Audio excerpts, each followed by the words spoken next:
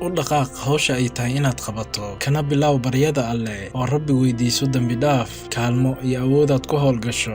Xilliyada adag ku dadaal dulqaadka iyo sabarka, Rabbigaagana ka filo mala wanaagsan. Guuldarrada kaliya ma timaado natiijada kadib, balse guuldarrada ugu horreysa ayaa ah inaad marka horeba sawirato natiijo xun. Ka guulaysashada naftu waa wax aad u adag, balse tallaabooyin yaryar oo aad hore u qaado ayaa kaa dhigaya mid fahma waddada guusha. Shakhsiyadaadii hore waxa kaliya ee bedeli kara waa ahaanshahaaga maanta. Nafta marna waa cadowgeena iyo ciqaabteena, marna waa samahayna iyo silsilada nagu sinta jidka samaha iyo khayrka. Doorashadasi waa dhankeena, si aanay kuu hagin mawjadaha nolosha dhex ahaaday. Adiga haga ka dhiga caqiidadaada. Safar baynu nahay dhammaanteen, midba midka kale wuxuu ka jiritaan iyo qiimo dheer yahay, hadba intuu ka sahay badan yahay. Subax walba waxa inoo baryo waa cusub, waa astaan tilmaamaysa in lagaa doonayo waxqabad, waayo dhacdo kasta oo nolosha ah waxay dhacaysaa subaxa gadaashiis.